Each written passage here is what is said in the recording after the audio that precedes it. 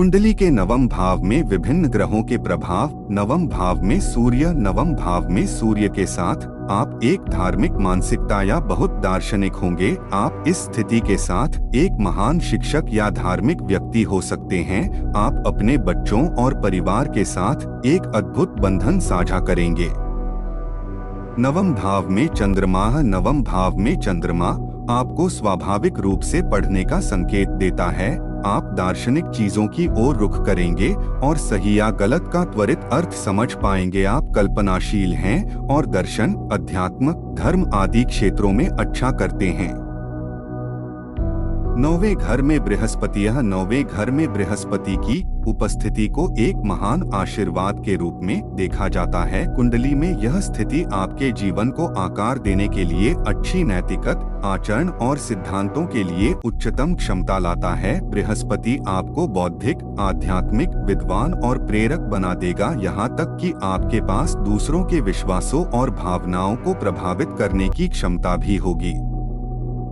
नवम भाव में शुक्र जब नवम भाव में शुक्र हो तो आपको कला, संगीत, विदेशी संस्कृति और यात्रा के प्रति एक मजबूत आकर्षण होगा। आप एक निष्पक्ष व्यक्ति होंगे। आपके पास आध्यात्मिकता और व्यक्तिगत दर्शन के लिए एक बहुत ही रचनात्मक दृष्टिकोण होगा। नवम भाव में मंगल की नियुक्ति से एक व्यक्ति को अपने आदर्शों और सिद्धांतों के लिए लड़ने की दृढ़ इच्छा शक्ति का पता चलता है। आपके पास मजबूत राय हो सकती है। कानूनी मामलों में व्यवहार करते समय आपको अत्यधिक सतर्क रहना चाहिए। निर्णय भावनात्मक रूप से करने के बजाय तर्कसंगत रूप से किए जाने चाहिए। नौवें घर में बुध आपको एक उत्कृष्ट शिक्षक और मार्गदर्शक बना सकता है। आपका आध्यात्मिक झुकाव बहुत तेज होगा और उच्च ज्ञान होने की संभावना है। इस प्रकार दूसरों के लिए प्रेरणा बन सकता है। यह एक बहुत ही रचनात्मक स्थिति है। खासकर लेखन और अन्य प्रकार के संचार के लिए भाषा के अध्ययन को आगे बढ़ाया जाना चाहिए, क्योंकि आप कई लोगों के मुकाबले अधिक कुशल होने की संभावना रखते हैं।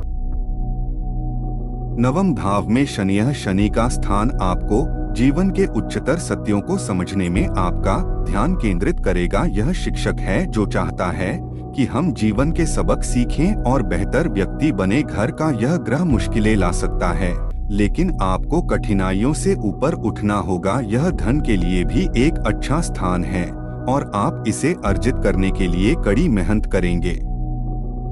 नवम भाव में राहु कुंडली में नवम भाव में राहु की स्थिति आपको धर्म और दर्शन के क्षेत्र में विशेषज्ञ बनने की तीव्र इच्छा देगी। आपके द्वारा इकट्ठा किया गया ज्ञान सतही प्रकृति का हो सकता है और जीवन में विशेषाधिकार प्राप्त करने के लिए इस ज्ञान का दुरुपयोग भी किया जा सकता है। अधिक विकसित होने पर नवम भाव में राहु शक्तिशाली रहस्यमय समझ और क्षमताओं के लिए बना सकता है। आपके विश्वास और मूल्य अभी तक दूसरों के लिए प्रेरणादायक नहीं हैं।